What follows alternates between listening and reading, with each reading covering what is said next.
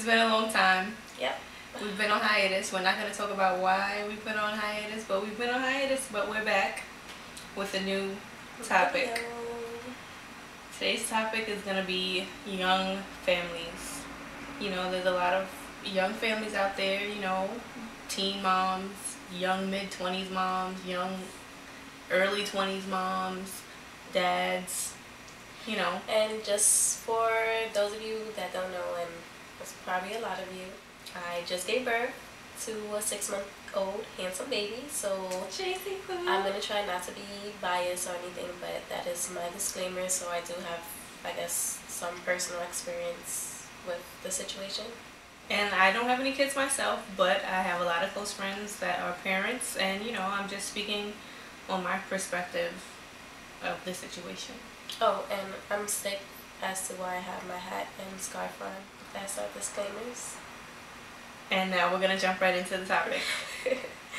So first we're going to talk about teen pregnancy. Well, you know, it all started with the MTV show 16 and Pregnant, and then Teen Moms, right? Which I guess depict a lot of young moms who, I guess, by one way or another got pregnant at a very young age and decided to actually keep the child and deal with whatever, I guess, right, well, most of them kept the child. It was only one.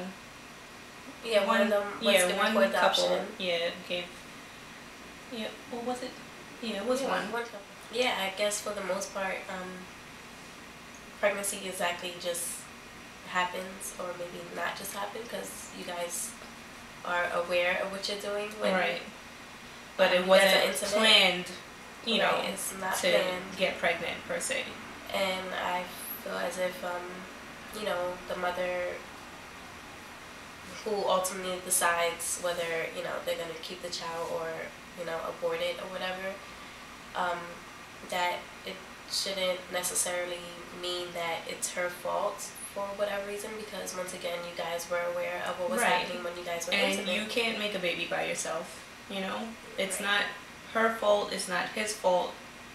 You know, some decisions just have to be made. And like she said, ultimately, it is the woman's body. And just because she decides to go and either give up the child for adoption or abort it or have the child, you know, you can't put 100% blame on her, because like I said, you can't make a baby by yourself. Now at the same time, yeah, you should take the other partner's feeling into consideration. At the end of the day, the father, whatever the mother decides, or what you guys ultimately decide together, in rare cases in which that happens, you know, you guys are families. Yeah, you guys are responsible for the child from that point on. And as hard as a challenge or difficulty it might seem to be, you know, you should always have your support system, which definitely would help you through it. And basically at the end of the day is a responsibility that you just have to carry on. And I'm not saying that it's negative, because there are definitely positive things, but it is definitely hard. Difficult. Yeah, it's definitely difficult. But I guess, you know, feelings on both sides should be taken into consideration. Not only for teen families, but for young families. Well, all families as well.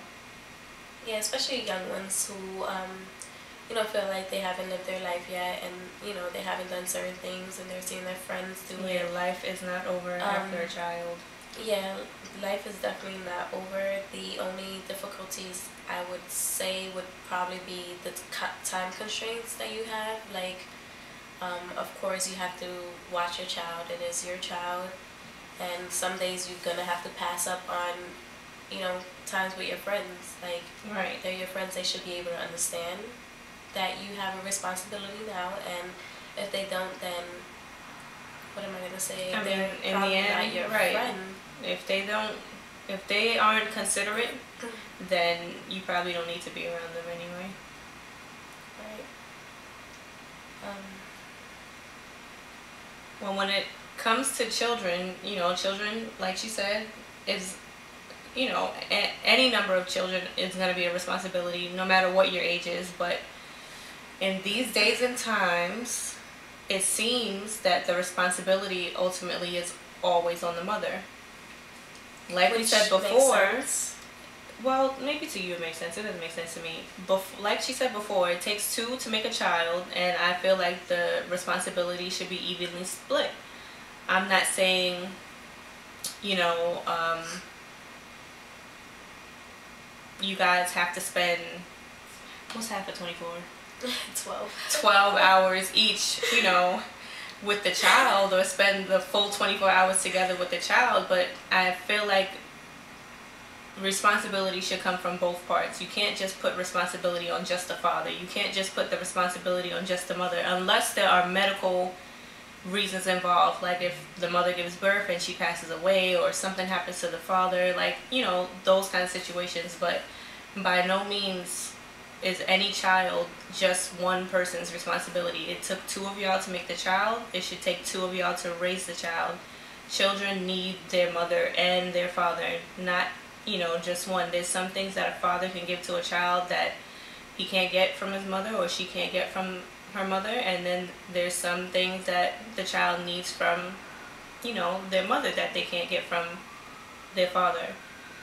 I just don't see what passing the buck on bringing, you know, precious cargo into this world. I don't see why you would pass up the opportunity to spend as much time and nurture your child as much as you possibly can. And having a family is a very good thing. Like, it's a blessing, and I feel like everyone should just cherish it. I guess the situation nowadays is a lot of breaking ups, or like the parents not being together. And and even if you guys aren't together, you don't have to be together, but collaborate. You know what I mean? You guys should have some type of compromise, right? I mean, there's a lot of children that grew up in two homes, you know, the mother and the father's home, and they turned out very well. Like, being broken up is not a reason to just give up, you know, on your child. Your child, you know, that's something that you created. I mean, you would want to be a part of their life, right? Yes. You know, I mean, you're saying yes, but, you know, there's people out there that, like, really don't give a damn. Just the other day, no lie, this man was talking about, I'm so glad, you know, that I don't have to deal with my kids on an everyday basis. I just saw my daughter the other day, and I just gave her $20 and she shut up. But as soon as she gets older, you know, she's going to want more. And you're proud of that? That's nothing to be proud of. I would want my child to, you know, have the time. Right. I would give them everything that they possibly needed, everything that they wanted, like everything. I would want my child to have what I had and more. I wouldn't, I don't know.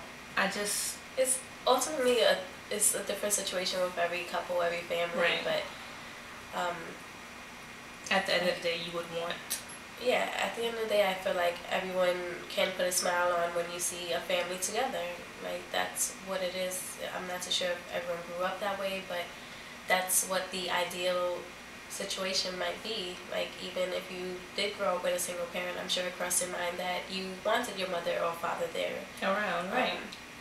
It's just something that comes naturally. Like, I'm not too sure if there's anyone that probably says they didn't want that, even if they have some type of, I guess, grudge or whatever to their parent. Sorry, we had to cut the video short, guys. But just give us your feedback and any other topics you want us to discuss.